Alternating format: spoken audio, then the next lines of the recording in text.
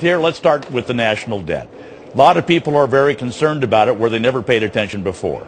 Is it going to be raised, and if so, what's the backlash from conservatives? Well, it will be raised, and there will be some backlash, but there will be some token concession that says, well, we're going to raise the national debt, but we're going to hold the line from now on. I would remain skeptical. I think they'll raise the national debt. I don't think anything will get cut. So that's the way it's been run for 30-some years. The momentum is so great to finance and continue big government that nobody's going to give in and say, cut my program. So they're going to be continuously fighting, and as long as they can resort to going back and printing the money, they will. Now, states have a bigger burden because they don't have a printing press, so they will have a lot more pressure to cut back. But the federal government is sort of immune from that, except for the political pressure, which is good. But, you know, they say it's going to be catastrophic if we don't pay our bills on time.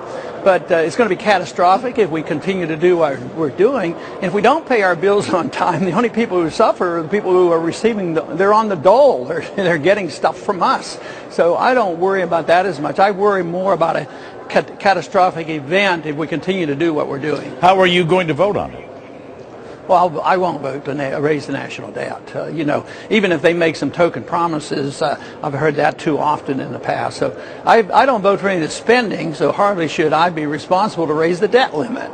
And the people who have voted for all the spending, they're hypocrites if they don't vote to raise the national debt. They ran up the debt, they ran up the spending, and there's a bunch of Republicans and Democrats who have done that. So, but the new people have the toughest job. They didn't run up the deficit, and they'll have a lot of pressure on the new members not to vote to raise the national debt. My colleague here at Fox Business, Neil Cavuto, was talking this week about that even if you don't add another dime of spending, just the interest and other things that are accruing, that the number grows by something like $4 billion a day. So it's not even holding spending flat. It sounds like you're going to have to reduce spending to keep from busting through the national debt, correct? Yeah. And what if the interest rates go up 1%? I think it's like $140 billion a year, just automatically increase 1% interest increase, which will come.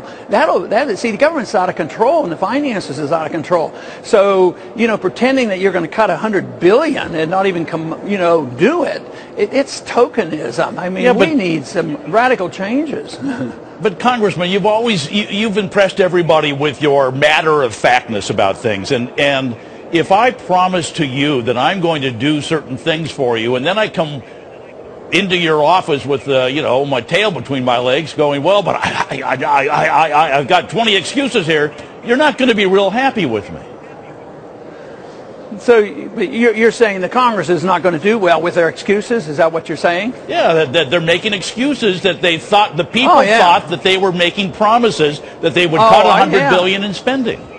Yeah, it won't take them very long to be very unhappy. That's why the real test is going to be those 80-some new members on how they're going to vote. And I think they're going to be talked into it. The majority will be talked into it because they're going to get some promise that they're going to cut back. But the promises have been there too long, and I think you're implying is the people are tired of promises that they don't fulfill. But you also make the very good point that some of this spending is automatic, and whether it's the interest on the debt or the people retiring into Social Security, that is not an easy problem to deal with, and we're going to have to face some really tough times. Let me bring you back to well, it wasn't a promise, but it was a statement. This is back in March of 2006. There was a United States senator that said, the fact that we are here today to debate raising America's debt limit is a sign of leadership failure. It's a sign that the U.S. government cannot pay its own bills. It's a sign that we now depend on ongoing financial assistance from foreign countries to finance our government's reckless fiscal policies. And that was Senator Barack Obama back in 2006. What happened to him? Well, the same thing that happens to so many politicians. One time we had a president, no new taxes, and he got into trouble over that. So you have a president that said don't raise the national debt and makes a good argument for it, and that just adds to the cynicism of the people.